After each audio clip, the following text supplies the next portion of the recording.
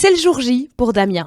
Un peu stressé mais serein, il se rend au bloc opératoire de l'hôpital de jour pour une vasectomie. Cela fait maintenant 2 ans que mon épouse, elle, est décidée, j'ai envie de dire.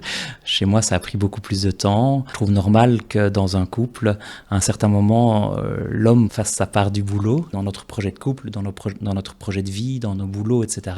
3 enfants, c'est merveilleux et on les aime à la folie. On n'en aura pas 4, 3, c'est super. En amont, Damien a dû remplir un questionnaire. Objectif, confirmer ses motivations et diminuer les risques de regret.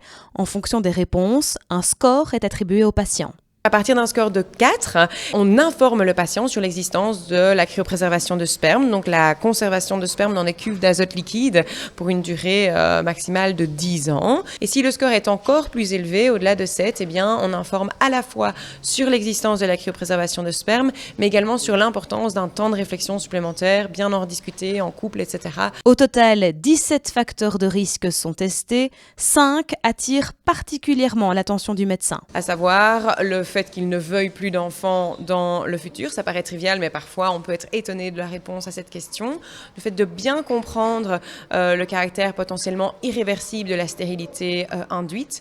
L'âge du patient, avec donc un âge de 35 ans qui fait basculer le patient dans une catégorie plus à risque s'il est plus jeune.